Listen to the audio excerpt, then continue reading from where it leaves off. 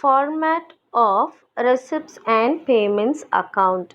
So here this is just like your profit and loss account, which means you will write receipts and payments account of the company name or the person name, whatever is given in the sum, for the year ending the date where it ends. Okay, and towards your debit side column you will write all the receipt. Okay, before even writing the receipts you have to write the opening balance as to balance brought down, cash in hand, cash at bank. If you are given say only one of these balances, then you need to write only one balance.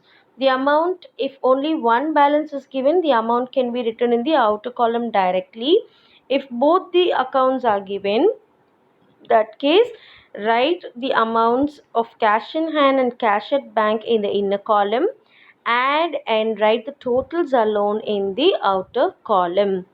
Okay, likewise if you have bank overdraft in your sum, in that case you will take it to the credit side as by balance brought down bank overdraft. The amount can be written in the outer column directly.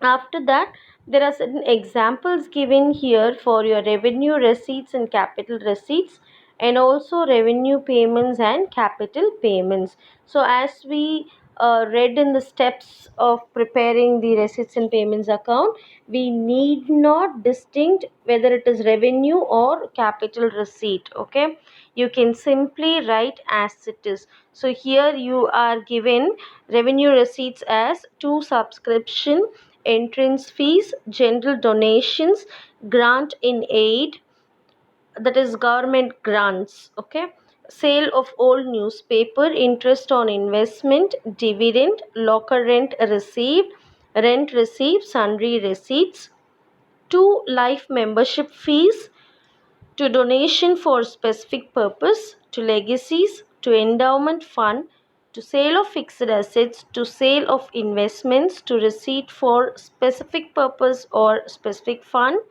to interest on specific fund investments. Okay, so these are the amount which we receive, which is your cash receipts.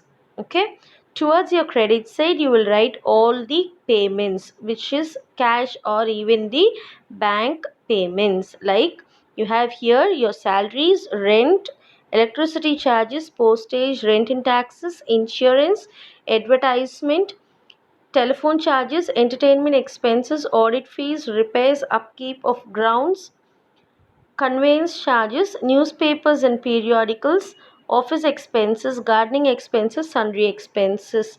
And also you have to write your capital payments also, that is fixed assets, investments, repayment of loan. Okay, so after writing all these you will have to balance, just like your ledger account you have to total separately your debit side and credit side. See whichever is higher, write that as your total of your account and find out the difference. If when you find out the difference you will get either cash, either in the credit side or the debit side.